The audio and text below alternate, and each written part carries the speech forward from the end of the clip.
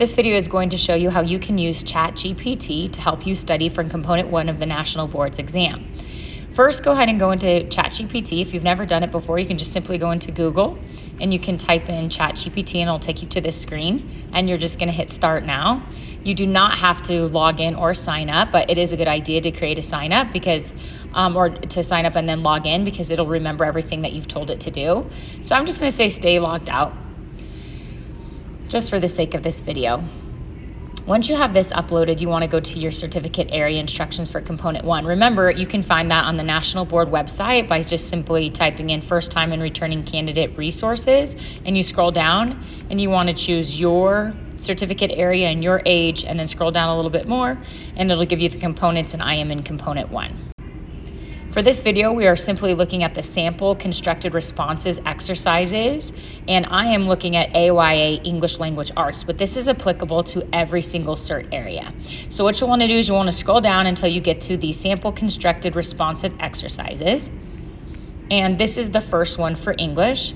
You might want to just read up on this, remind yourself of what this particular exercise is about. Like I said, for any cert area, you're going to have a sample exercise 1.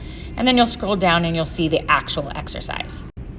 So I've asked ChatGPT, can you please help me formulate a response to this exercise using this poem and prompt? And what I've done is I copied and pasted the poem that it gave me, and then I copied and pasted the prompt where it asks you must address each of the following in your response.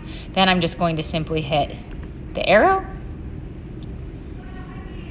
and it's going to start going ahead to formulate some ideas for me. And remember, the prompt was asking to identify the genre and its purpose, the interpretation of the text theme and author's choices, and explain the relationship between the text meaning and author's choices and literary devices. So if you go through this breaks it down for me and gives me an idea of, looking at this poem, what are some things I could talk about. Then I'm going to take it a step further. And now what I've done is, remember, I've gone here into my directions and I found the level 4 rubric for exercise 1, because that's what we want. We want level 4. We want that score. And so I've gone and I've copied and pasted, and now in ChatGPT I've asked, can you please rewrite this response keeping this rubric in mind? And then I copied and pasted the actual rubric, level 4. And now it's going to write that same exact response using that particular rubric. Now, I broke these two things up because I didn't want to overwhelm it. I wanted to make sure that it covers all parts of that rubric. So once again, I'm looking at ways I could respond to this particular exercise. Now, what's nice about this is you are obviously not going to have the same prompt, and you're not going to have the same poem, or if it's in another cert area, you won't have the same prompt or the same scenario, but at least it gives me ideas of, okay, this is what I should be looking for in genre and purpose. This is what I should be looking for interpretation. So let's try this with another constructed response. Here is sample exercise 2. Once again, I'm just going to view this to help myself keep in mind what we're looking for. For English AYA, we're now looking for teaching reading. Now I've typed in, please read this passage, prompt, and student response. Then I went and copied and pasted the passage, the prompt, and the student's response. I've asked it to read it.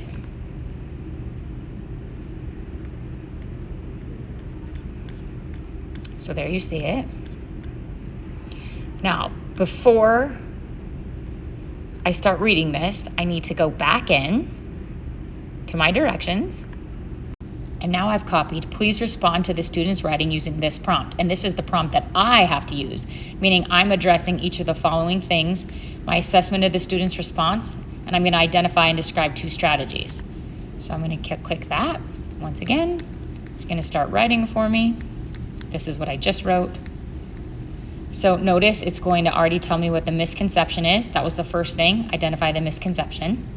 The next thing was come up with 2 strategies to address the misconception, which was this part of my prompt. And then I have to provide that rationale. So once again, it's guiding me through this entire constructed response. But now I'm going to add the rubric. Once again, I've copied the level 4 rubric, and I said, please use this rubric to revise the above response. And I copied the level 4, and then I'm going to hit go again.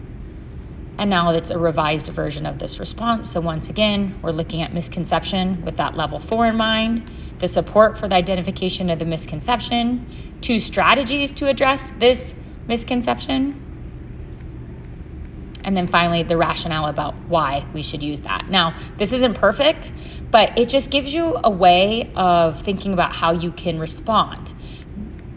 The last thing I want to add is that you can also go one step further, and I wrote, revise this response using the National Boards for Teaching AYA English Standards. So now I'm having ChatGPT not only look at these responses, but also look at how these standards are related to these responses. And so therefore, these answers are now not only in alignment with everything the prompt was asking, but also in alignment with the National Board standards. So this is just one way to get you thinking about how you can study, what your responses could look like.